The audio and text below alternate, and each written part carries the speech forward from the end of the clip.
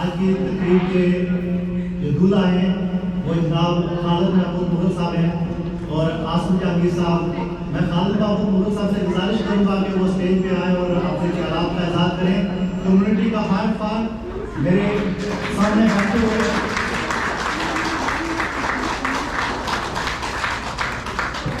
امیر خان صاحب, ڈاکٹر بشیر صاحب, جہانگیر الہی صاحب, خان رمضان صاحب اور باقی جتنے میرے دوست احباب اس پروگرام میں بیٹھے ہوئے ہیں, میں سب کا دل یہ تھا کہ اس سے شکریہ ادا کرتا ہوں. میں خالد محمود مغل صاحب سے گزارش کروں گا کہ وہ اپنے خیالات کا اظہار کریں. Thank you.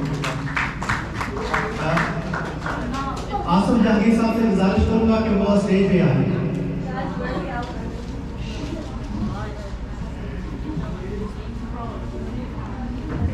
نحمده ونصلي على رسول الكريم. اما بعد فاعوذ بالله من الشیطان الرجیم. بسم اللہ الرحمن الرحیم.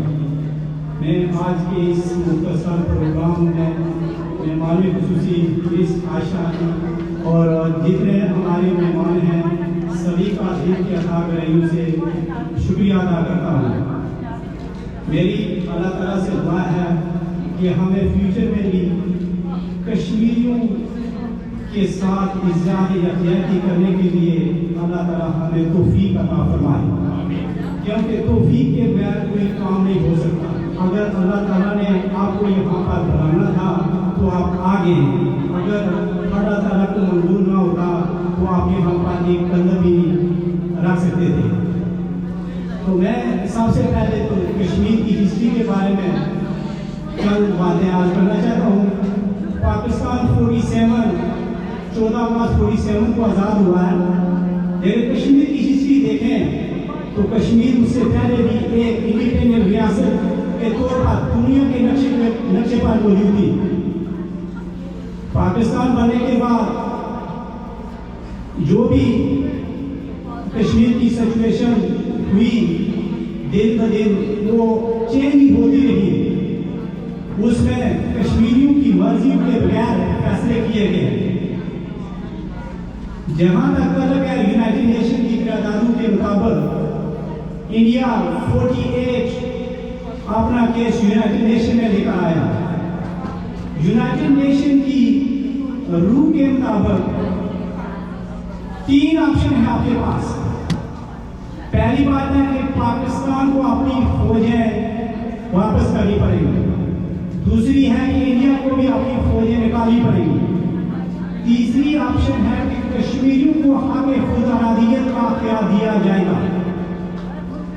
کوئی بھی فیصلہ ہو, جس طرح برے صغیر میں اس وقت تک امن نہیں ہو سکتا جب کشمیر کا فیصلہ نہ ہو جائے, کیونکہ دونوں ملک ایٹمی قوت رکھتے ہیں, پاکستان اور انڈیا بھی. لیکن اس وقت تک امن نہیں ہو سکتا جب تک کشمیر کا مسئلہ ان کی مرضی کے مطابق حل نہ کیا جائے. اگر کشمیر کا مسئلہ ان کی مرضیوں کے بغیر حل ہوا تو پھر امن نہیں ہوگا. جہاں تک پاکستان کا ہمارے ساتھ تعلق ہے, میں بہت ہی مشہور ہوں. ہمارے جو گیسٹ ہیں آپ ہمارے اس پروگرام میں آئے. ہر وہ ملک جو کشمیریوں کی آواز کے لیے کشمیریوں کی مدد کے لیے آواز اٹھاتا ہے اس کا شکریہ ادا کرتے ہیں, لیکن اس میں کوئی کنڈیشن نہیں ہونی چاہیے. اگر کسی ملک نے بھی کشمیر کی سپورٹ کرنی ہے تو بغیر کسی کنڈیشن کے.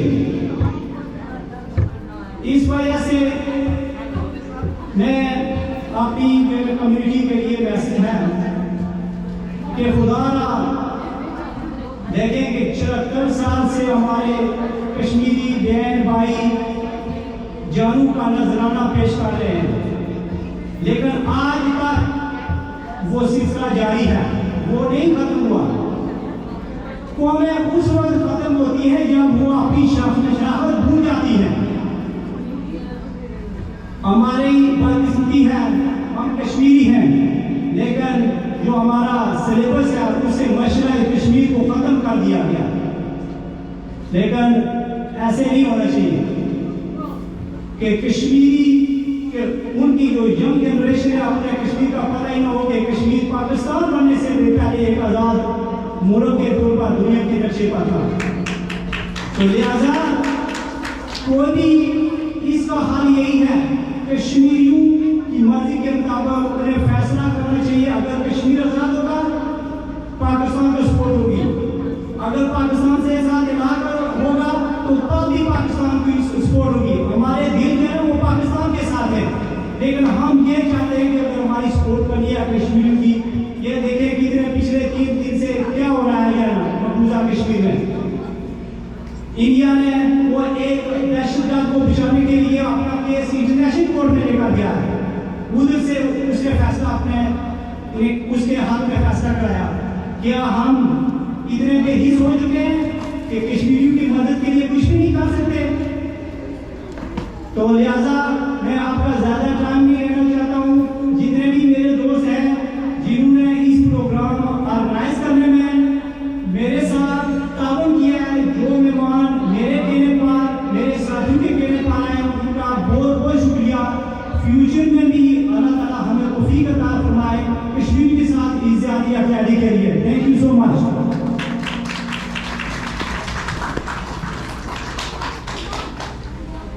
Thank you so much, Jnab Khalid Mahmood Bhutto Sahab.